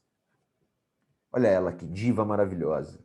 divíssima, elegantérrima, né? Ela tirava foto sempre com esse lado do rosto, né? Eu não sei se dá para ver aqui na imagem, mas o outro lado do rosto dela tá meio marcado, né? Ela fumava muito, a Clarice fumava muito, e teve um dia que ela sofreu um acidente. Ela estava fumando na cama, no quarto, e ela dormiu com o cigarro aceso na mão. O cigarro caiu em cima da cama, pegou fogo na cama, ela queimou metade do rosto dela. E ela era muito, muito, muito vaidosa. E ela não aceitava essa marca no rosto, né? Tem uma entrevista com ela, logo antes dela morrer, vocês encontram no YouTube, coloca lá, Clarice Lispector entrevista. Vocês vão entender o que é a Clarice. É uma pessoa extremamente estranha, mas uma gênia, assim, uma coisa absoluta. A gente está chegando no final, vai me batendo uma melancolia de vocês todos passarem, e eu espero que todos passem, torço por isso, mas que vocês esqueçam da literatura, né? E não esqueçam da Clarice. Eu acho que de todos esses autores aí, eu acho que tem, vamos colocar 4 autores que eu não queria que vocês esquecessem. Machado de Assis, Graciliano Ramos, João Guimarães Rosa e Clarice Lispector. Deem presentes de Natal, Clarice Lispector. Deem os contos da Clarice de Natal para as pessoas. São contos curtos. Isso aqui é uma obra-prima, né? Eu tinha uma professora, a minha professora de literatura do ensino médio, ela falava que toda mulher deveria ler Clarice Lispector. E eu passo isso para vocês. Mas não só mulheres porque é uma literatura muito feminina nesse sentido, mas todo mundo tem que ler Clarice. Leiam Clarice, comprem, ela é editada sempre. E vale a pena, vocês não vão se arrepender, porque ela é, assim, é de outro planeta. Então, literatura de Clarice Lispector busca a compreensão da consciência individual. Quem são essas pessoas? Quem nós somos? O que a gente está fazendo aqui? Como que ela vai fazer isso? Através do fluxo de consciência. Ao procurar analisar as características dos indivíduos, não se preocupa com a construção do enredo tradicional e estruturado, com começo, meio e fim. Nunca tem isso, porque ela é moderna, porque a vida não tem começo, meio e fim de um jeito lógico. É tudo junto e misturado. Suas narrativas, aí presta atenção nisso, esse é o ponto-chave da Clarice. Suas narrativas tratam do momento preciso em que uma personagem toma consciência da própria individualidade. Conto Amor, que estava na lista da Unicamp até ano passado. A gente vai ler uns trechos do conto. É uma mulher de classe média. Essa mulher, ela vai ter que cozinhar à noite, porque os irmãos do marido vêm para jantar. Ela é uma dona de casa, ela tem um marido legal, ela tem um apartamento legal. Classe média, né? Tem 2 filhos. E ela entra em crise. Ela está voltando para casa num ônibus, com as compras, meio viajando na vida, e ela vê no ponto de ônibus, numa das paradas do ônibus, um cego mascando chicletes. Ela entra num delírio. Esse delírio chamado de epifania. Anota isso, que isso aqui cai, tá? Isso aqui aparece em questão. O que é epifania? Descoberta da própria identidade a partir de um estímulo externo, cego mascando chicletes, por exemplo, no conto Amor. As personagens, nesse momento, descobrem a própria essência, aquilo que as distingue dos outros e as transforma em indivíduos singulares, em indivíduos únicos. Isso é epifania. Epifania é um termo que vem da tradição religiosa, né? Quando alguém, por exemplo, algum personagem, alguma pessoa, algum santo se encontrava com Deus, via a face de Deus, via a face de Cristo, se transformava em santo, fala-se que eles tiveram um processo epifânico, né? Na modernidade, essa epifania vai ser utilizada também para a descoberta de si mesmo, esse encontro com si mesmo. Ok? É muito parecido com a ideia de catarse dos gregos, lá da tragédia grega, né? As pessoas assistindo peça, assistindo filmes hoje, peças de teatro também, mas hoje mais filme, né? Ano passado tiveram 2 filmes que saíram, que você vai ler crítica, texto de jornal, sempre falavam, né? São filmes, desculpa, catárticos, que geram catarse no espectador. Bacurau e o Coringa, né? Você sai do cinema, né? Você goza, você vai falar, caralho, é isso, né? Você sai de lá, você fala, é isso que a gente tem que fazer, isso tem a ver com a minha vida, isso tem a ver com o meu mundo. Isso é catarse, é quando uma obra literária te leva a pensar sobre você. No caso da epifania, não precisa ser uma obra literária, não é uma obra literária, é qualquer coisa, né? Você sentiu um cheiro, você viu alguma coisa, caiu alguma coisa aqui que despertou um negócio, E aí você começa a pensar sobre si mesmo, ok? Epifania. O crítico literário Afonso Romano Santana criou um esquema para a gente visualizar numa espécie mais macro os contos da Clarice, né? A obra da Clarice como um todo. Eu acho que ajuda a gente a visualizar algumas coisas aqui. Olha só, a personagem é disposta, num primeiro momento, né, numa determinada situação cotidiana. No caso da Ana, ela está em casa, cuidando da casa, limpando a casa, tranquilo, né? Vai ter jantar hoje à noite com meus cunhados, ter que comprar coisa, vou cozinhar, não sei o quê, beleza. Depois, prepara-se para um evento que é pressentido discretamente pela personagem, algo como uma inquietação. Ela está desde cedo sentindo uma coisa estranha. Ela fala, ih, está acontecendo alguma coisa. Terceiro, ocorre o evento que ilumina a sua vida, a epifania.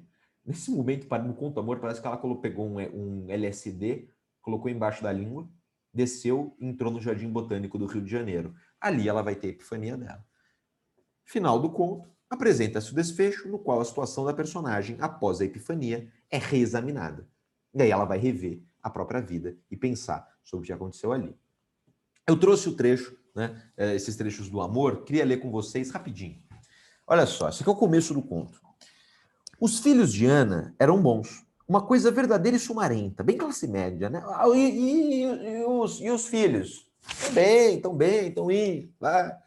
Cresciam, tomavam banho, exigiam para si malcriados instantes cada vez mais completos. A cozinha era, enfim, espaçosa. Eu gosto desse enfim, né? Bem classe média. Conseguimos, né? A cozinha era, enfim, espaçosa. O fogão enguiçado dava estouros. Clássico, né? Fogão de vocês também não dá estouro? De repente, pá! Né? Barulho de eletrodoméstico em casa. O calor era forte no apartamento que estavam aos poucos pagando. Olha a classe média. Carnê. Mas o vento batendo nas cortinas, que ela mesma cortara, lembrava-lhe que, se quisesse, podia parar e enxugar a testa, olhando o calmo horizonte. É ela, dona de casa, limpando a casa, né? Ela para à tarde, ela mora num apartamento, olha para fora, pensa em si mesma. Como um lavrador. Olha o discurso indireto livre, o narrador entrando na cabeça da personagem, contando pra gente o que ela está pensando. Como um lavrador. Ela plantara as sementes que tinha na mão, não outras, mas essas apenas. E cresciam árvores, crescia sua rápida conversa com o cobrador de luz, crescia a água enchendo o tanque, cresciam os filhos, crescia a mesa, com comidas, o marido chegando com os jornais e sorrindo de fome, o canto importuno das empregadas do edifício. Ana dava a tudo, tranquilamente, sua mão pequena e forte, sua corrente de vida. Então, ela é uma personagem que se entrega aos outros o tempo todo. O que falta ela fazer? Ela se entregar a si mesma. Ela é útil para todo mundo, menos para si mesma. Certa hora da tarde era mais perigosa. Certa hora da tarde, as árvores que plantara riam dela. Quando nada mais precisava de sua força, inquietava-se. Né? Aquele momento de domingo à noite, sabe? Domingo, 5, 6 horas da tarde, que o tédio bate, você já cansou do Zap, já cansou do Netflix, né? Tá há 40 anos no ar ali, ó, Faustão e Fantástico, você não quer mais ver nada, segunda-feira vai começar, e aí você começa a ficar inquieto. Começa a ficar inquieto, começa a ficar inquieto. É o que ela está sentindo, né? Nessa hora, nesse final de tarde, quando ela não tem mais o que fazer. Né? Os filhos não voltaram da escola, o marido não voltou do trabalho, ela já limpou a casa, ela já fez tudo que ela tinha que fazer, e aí ela tem tempo para pensar em si mesma. E aí é a hora perigosa, porque ela fica entediada, ela fica angustiada, ela fica ansiosa. No fundo, Ana sempre tivera a necessidade de sentir a raiz firme das coisas, né? de se sentir útil, de se sentir presente. E isso um lar perplexamente lhe dera. Eu gosto desse perplexamente aqui, porque ela não esperava isso. E aí o conto, ele deixa isso meio no ar, esses mistérios no ar. Quem foi essa Ana na infância? Eu imagino aqui que ela tem uns 30 e poucos anos. Na infância não, desculpa, na juventude.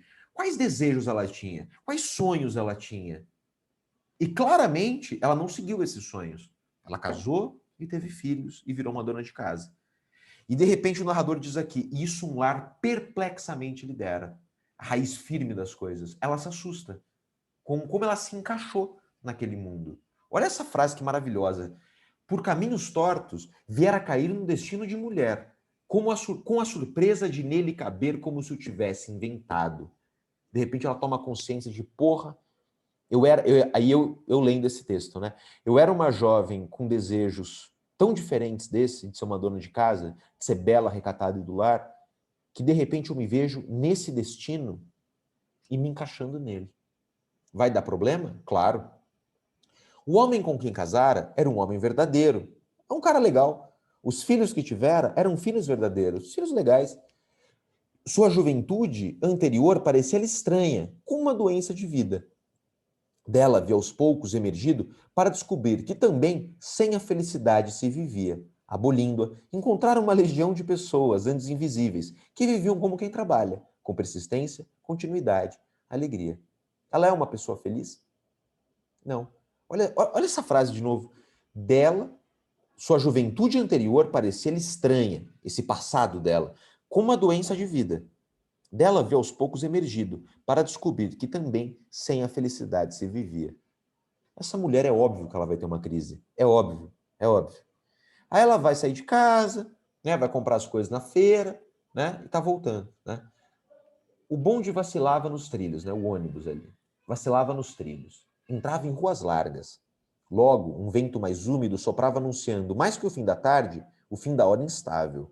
Ana respirou profundamente, ela está sentada no ônibus, né, com as sacolas de compra ali, respirou profundamente e uma grande aceitação deu a seu rosto um ar de mulher.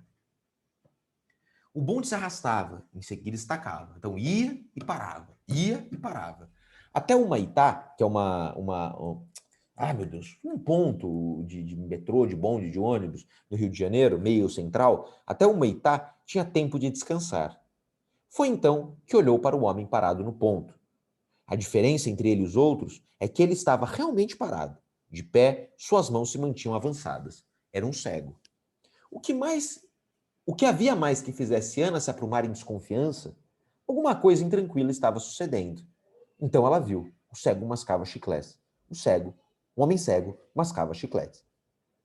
Ana ainda teve tempo de pensar por um segundo que os irmãos viriam jantar. O coração batia-lhe violento, espaçado. Inclinada, olhava o cego profundamente, como se olha o que não nos vê. Quieto. Peraí, deixa eu parar aqui, porque tá fazendo barulho, tá me irritando. Desceram, vai. Ana ainda teve tempo de pensar por um segundo que os irmãos iriam jantar. O coração batia-lhe violento, espaçado. Inclinada, olhava o cego profundamente, como se olha o que não nos vê. Qual que é a crise dela com o cego? O cego não enxerga. Ele só... O que se passa na cabeça de um cego? Ela deve estar pensando, né? Porque ela olha para o outro o tempo todo. Ela vive para o outro. Mas que caralho. Peraí, eu vou parar o coisa aqui, vou esperar um pouco essa... Vizinho, né? Pronto. Os vizinhos foram embora. Que estava falando, né? Dos cegos. O que ela está pensando no cego? Ela é uma pessoa que se preocupa sempre com o outro. Ela olha para o outro o tempo todo. Quando ela vê um cego, ela fica pensando, bom, esse cara só olha para si mesmo, né? Porque ele não vê o outro. E ela entra na crise. E aí começa a crise. Então, sem o sofrimento, com os olhos abertos. Desculpa, volta no começo do parágrafo, aí já me perdi aqui. Ana ainda teve tempo de pensar por um segundo que os irmãos iriam jantar. Coração batia-lhe violento, espaçado. Inclinada, olhava o cego profundamente, como se olha o que não nos vê. Ele mascava goma na escuridão. Sem sofrimento, com os olhos abertos. O movimento da mastigação fazia-o parecer sorrir e de repente deixar de sorrir. Sorrir e deixar de sorrir. Como se ela tivesse insultado, se ele a tivesse insultado, Ana olhava-o, ela está com raiva dele. E quem a visse, teria a impressão de uma mulher com ódio, mas continuava a olhá-lo, cada vez mais inclinada. O bonde deu uma arrancada súbita, jogando-a desprevenida para trás. O pesado saco de tricô despencou-se do colo, ruiu no chão. Ana deu um grito. O condutor deu ordem de parada antes de saber do que se tratava. O bonde destacou. Os passageiros olharam assustados. Estou olhando para ela, que deu um grito ali meio doido, e ela desce do ônibus e vai entrar no Jardim Botânico.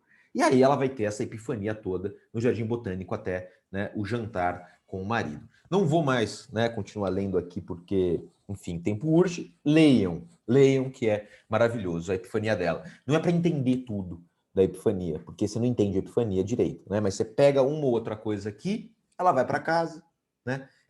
Faz o jantar, rola o jantar, ela ainda está num processo meio epifânico, meio distante de todo mundo. E o conto termina com ela penteando o cabelo, se olhando no espelho e dá a entender que ela vai mudar a vida dela, né? Dá a entender que no dia seguinte, o conto fica em aberto, né? Mas dá a entender que no dia seguinte ela vai arrumar as malas e comprar cigarro e nunca mais voltar, tá? Então, isso é Clarice. Clarice Lispector é maravilhoso. Continuem lendo, Leiam Clarice, que eu juro que vale a pena. Ok?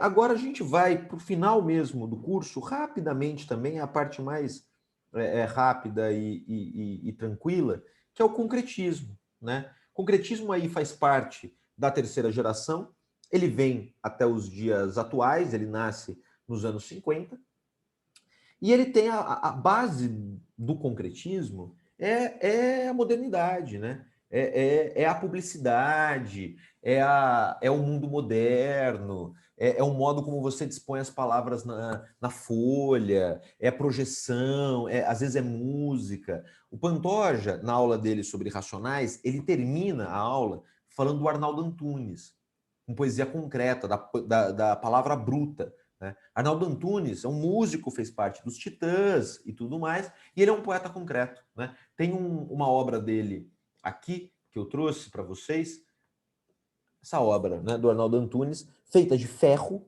isso aqui é ferro, né? Dá para ler aí, Abre o Olho, Ferrolho. Ferrolho é uma espécie de fechadura de ferro. Né? Então, abre o olho, ferrolho. Conteúdo aqui não é a coisa mais importante. Importante é a forma, a estrutura formal. Lembra muito o João Cabral, só que o João Cabral não é concreto, porque ele faz versos, ele faz estrofes. Os concretistas, eles brincam muito mais com isso, eles exploram muito mais o poder formal. Isso aqui é um poema. Abre o olho, ferrolho, feito de ferro. Isso aqui foi numa exposição em São Paulo faz pouco tempo, de poesia concreta do Arnaldo Antunes. Você toca na obra, você pega nela, você participa da construção do sentido. Você vê, isso não é o concretismo. Ok? A gente vai falar disso com calma daqui para frente. Então vamos lá. Concretismo nasce na década de 50 e vem basicamente até hoje. Ele nasce na mão dessas figuras aqui. Augusto de Campos, Décio Pignatari e Haroldo de Campos. Um deles está vivo, dos irmãos Campos, né? Eu acho que é o Haroldo de Campos que ainda está vivo, esse cara aqui. Agora eu tenho a canetinha, sabe a idade dela? Aqui do lado, né? Acho que é ele o que está vivo ainda. Décio Pignatari no meio e o Augusto de Campos do lado. São eles que, numa revista chamada Noa Gandre, começam a publicar poemas concretos com essa cara aqui, né? Esse poema do Augusto de Campos. Você bate o olho nisso daqui e você fala, pô, o que é isso, né? Só um parênteses. O Enem todo ano cobra poesia concreta, a gente vai fazer bastante exercício de poesia concreta na revisão. Não bastante, a gente vai fazer alguns exercícios na revisão. São sempre fáceis, tá? Nunca são questões absolutamente complexas. Então, se aparecer concretismo, agradeçam, porque normalmente em 95% dos casos vocês acertam, porque são questões muito simples. Nesse caso aqui, olha o poema.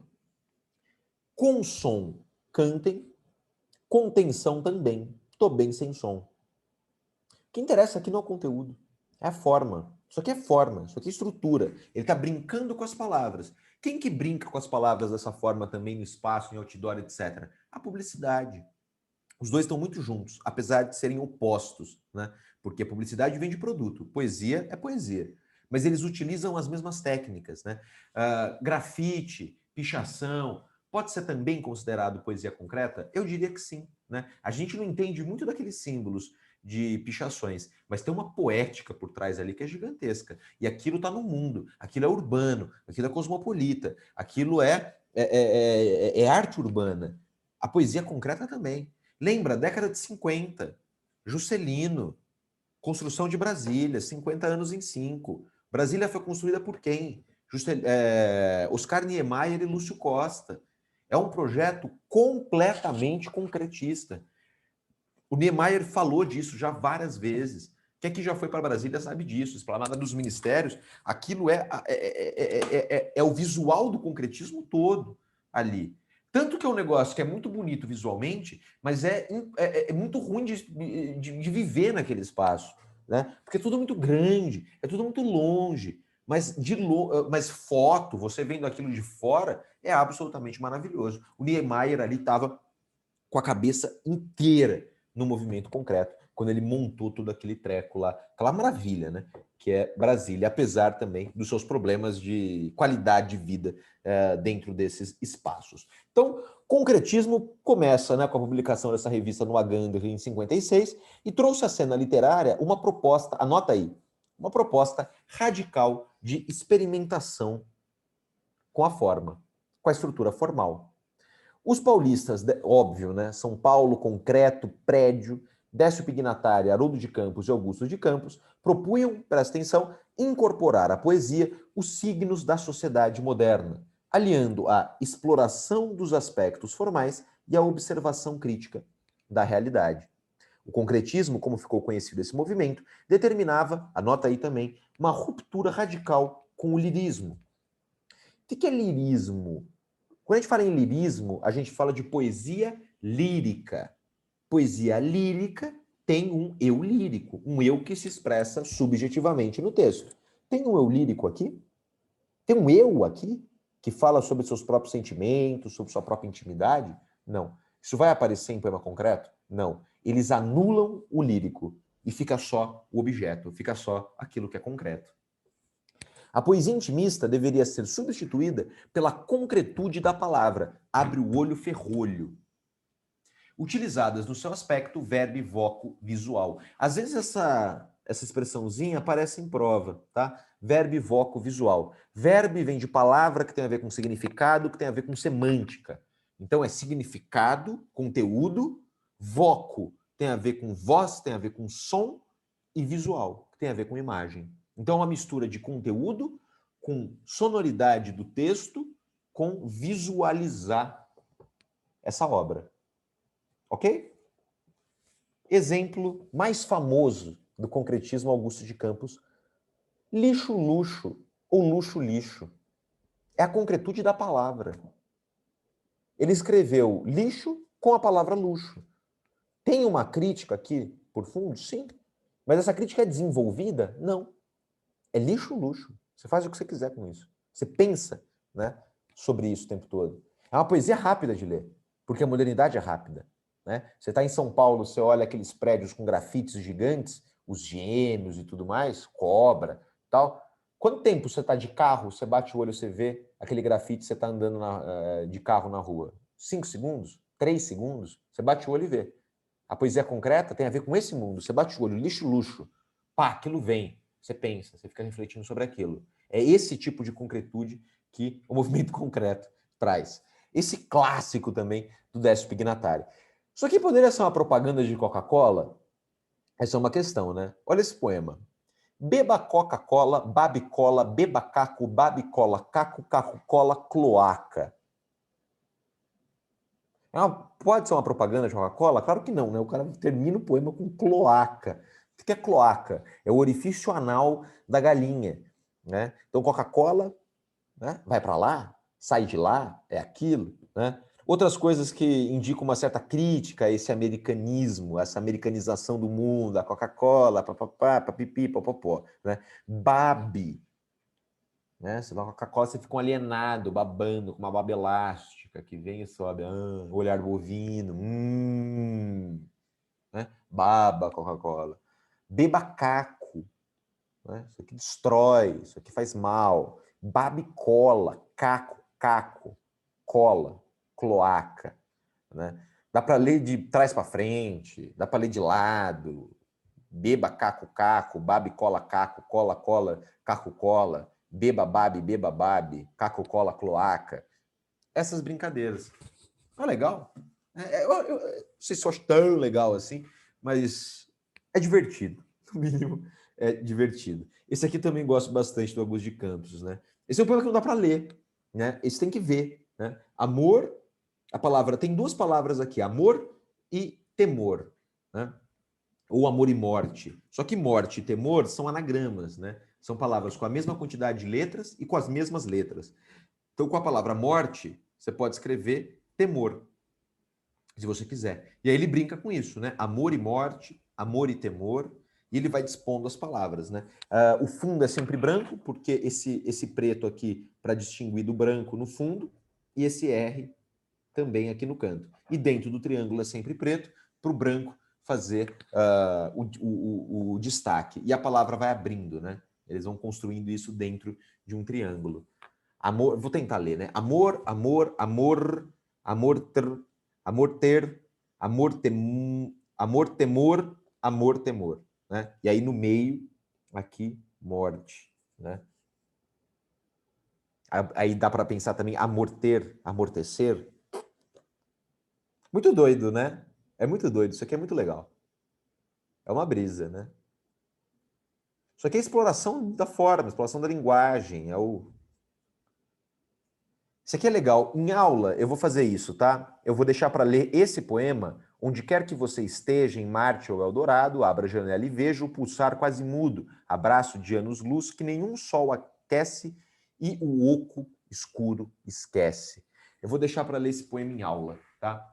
Na semana que vem eu começo lendo esse poema rapidão, porque tem uma gravação do Caetano Veloso, que ele musicou esse poema, e tem uma coisa visual que é muito legal. E aí, na semana que vem, primeira semana de dezembro, meu Deus do céu, chegamos em dezembro, olha que louco.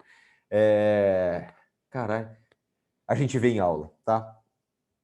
O neoconcretismo, ele nasce... Ó, fazer um parênteses aqui para vocês não bitolarem. Não bitola, não bitola. A diferença entre neoconcretismo e concretismo é muito pequena. É muito pequena. O neoconcretismo nasce logo depois do concretismo, na mão do Ferreira Goulart, né, que é o poeta do neoconcretismo, é esse cara aqui. Eu nunca vi em vestibular eles pedirem diferença entre concretismo e neoconcretismo. Isso não aparece. Vocês podem tratar neoconcretismo e concretismo como sinônimos em prova de vestibular, ok? Não há essa necessidade de diferenciação entre um e o outro. Mas qual que é a diferença? E dá para entender a diferença de uma maneira simples, mas eu não quero de verdade que vocês bitolem. Concretismo é a palavra bruta, é a palavra concreta. Ela está ali. Ela existe independente de você.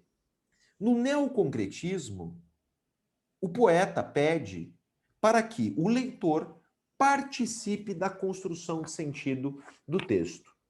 Por exemplo, o primeiro livro do Ferreira Goulart, ele fez um livro-poema, que você lê o poema com o livro, e você só consegue terminar o poema quando você termina o livro. Você vai construindo o poema junto com a leitura. Ele não está direto na página. Você vai construindo o significado junto com o texto. Ele não existe sem você.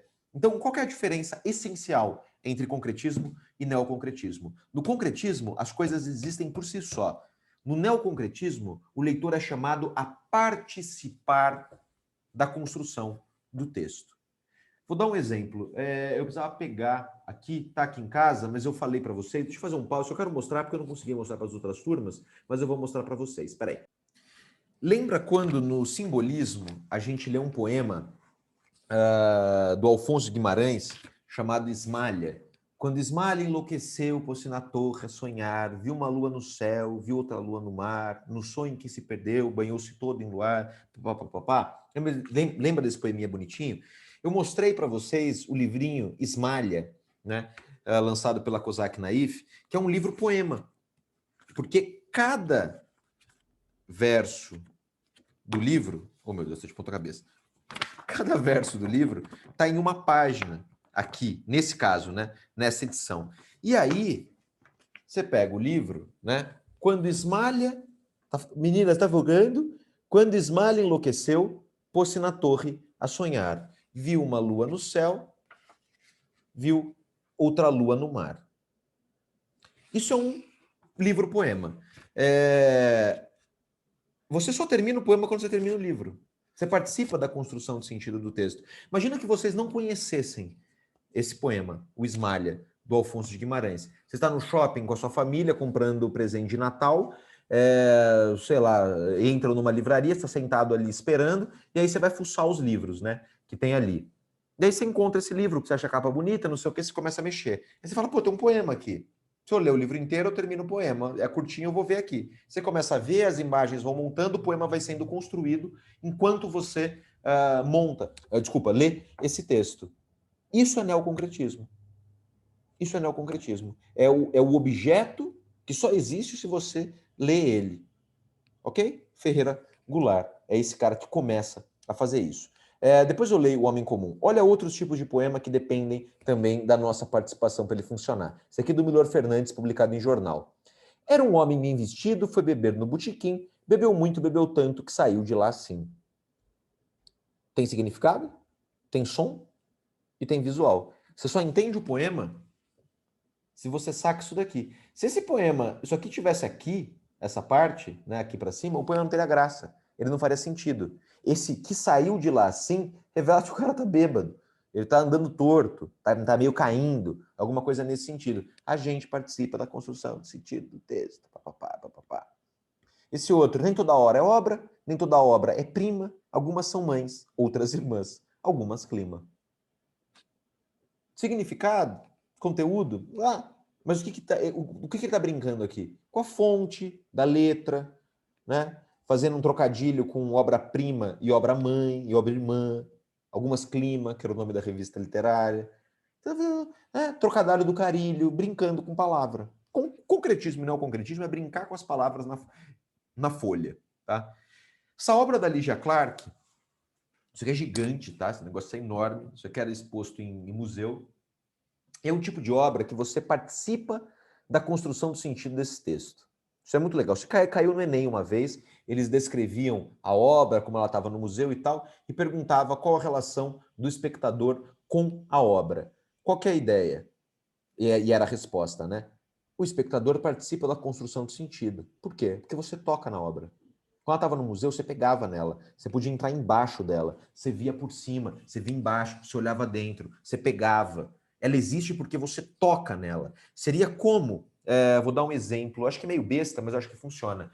Quando o Museu de Língua Portuguesa ainda não tinha pegado fogo, tinha uma espécie de iPad gigantesco, assim, tamanho de uma mesa enorme, com um monte de palavra. As pessoas faziam poemas ali. Eu podia fazer um exercício com vocês. Falar assim, selecionar umas 100 palavras, falar assim, gente, cada um aí faz um verso de um poema. E aí vocês ficariam montando versos de poema num iPad gigante. A gente teria feito um poema neoconcreto de participação coletiva. Daria na mesma. E aí você colocaria o A aqui, o B aqui, uma palavra aqui, outra ali, tentaria criar um sentido. Eu estava procurando alguns poemas concretos para colocar aqui. Eu só não coloquei esse poema porque eu não consegui encontrar o autor, mas era uma bicicleta desenhada com palavras. E aí você ia ler o poema, virava a cabeça, assim, para ler a roda, não sei o quê. Era um poema falando de liberdade. Então, uma bicicleta desenhada com um poema falando sobre liberdade. Faz sentido? Faz. O poema não é o concreto. Ok? O Ferreira é simples mesmo, é simples, rápido e é isso, tá? O Ferreira Goulart, ele tem um poema famoso que eu preciso ler, porque às vezes isso aqui aparece, chama Homem Comum, que se assemelha um pouco ao Morte e Vida Severina, que se assemelha um pouco ao José, do Drummond, tá? Que ele vai falar sobre o homem comum. E aqui é uma mistura de concretismo com neoconcretismo, com poesia, é uma coisa meio louca, mas é um negócio legal. Olha só, homem comum, todos nós, né? Pessoas comuns. Sou um homem comum. Olha como ele já muda a disposição das palavras na folha, né? De carne, de memória, de osso e esquecimento. Ando a pé, de ônibus, de táxi, de avião, e a vida sopra dentro de mim. Pânica. Por que ele deixa o pânica sozinho? Porque a vida é pânica, né? A vida é pânico. A vida é loucura. Feito a chama de um maçarico. E pode subitamente cessar, né? E pode subitamente, do nada, cessar, acabar. A vida pode acabar a qualquer momento. Você pode sair para ir para a oficina e morrer atropelado, né? E pode subitamente cessar. Do nada, há uma quebra no texto. Forma e conteúdo se relacionando. Sou como você. Aí ele muda de novo. Feito de coisas lembradas e esquecidas. Rostos e... Aí não tem a continuação. A continuação está embaixo. Por quê? Porque foi esquecido. Rostos e mãos. O guarda-sol vermelho ao meio-dia em pastos bons. Defuntas alegrias, flores, passarinhos, facho de tarde luminosa. Nomes que já nem sei. Bocas, bandeiras, bananeiras. Tudo misturado. Tudo misturado em uma palavra de cada lado. Porque é tudo misturado, mas mais ou menos, né? Tudo misturado. Essa lenha perfumada que se acende e me faz caminhar. Sou um homem comum, brasileiro, maior, casado, reservista, e não vejo na vida, amigo, nenhum sentido senão lutarmos juntos por um mundo melhor. Poeta, fui de rápido destino, mas a poesia é rara e não comove nem move o pau de arara. Ou o drama do Drummond aqui colocado de novo, né? O grande drama do Drummond é aquele: posso sem armas revoltar-me? Posso só com a poesia mudar o mundo? Aí vem o Ferreira Goulart e fala que não também, né? Mas a poesia é rara e não comove, nem move o pau de arara. Pau de arara é aquele tipo de transporte, né? Principalmente ligando o Nordeste e São Paulo, que os caras vinham todos apinhados dentro daquelas caminhonetes, com várias pessoas em cima, coisa, né? Bem subdesenvolvimento brasileiro. A poesia muda essa situação? Não. Quero, por isso, falar com você, de homem para homem, apoiar em você, oferecer meu braço, que o tempo é pouco e o latifúndio está aí matando. Não só o latifúndio, né? O Carrefour está aí matando. Que o tempo é pouco. E aí estão o Chase Bank, o Itaú, o Bond Share, o Wilson, a Henderson, Clayton, nomes de bancos. E sabe-se lá quantos outros braços do povo a nos sugar a vida e a bolsa. Né? Porque o banco, o capitalismo, vai nos sugando, sugando, sugando, sugando e destruindo tudo aquilo que a gente tem de bom. Homem comum, igual a você. Cruzo a avenida sob a pressão do imperialismo. Outdoor, propaganda, tudo em volta, aquela coisa horrorosa. A sombra do latifúndio mancha a paisagem. Mariana, Brumadinho, Vale, turva as águas do mar. E a infância nos volta à boca, amarga, suja de lama e de fome. Mas somos muito... Aí ele termina positivo, né? Vamos terminar positivo. Terminei a aula passada lendo o soneto da separação do Vinícius. Triste, né? Agora vamos terminar positivo. Nós somos muitos milhões de homens comuns e podemos formar uma muralha com nossos corpos de sonhos e margaridas. Né? A gente pode mudar o mundo. Ok? É isso.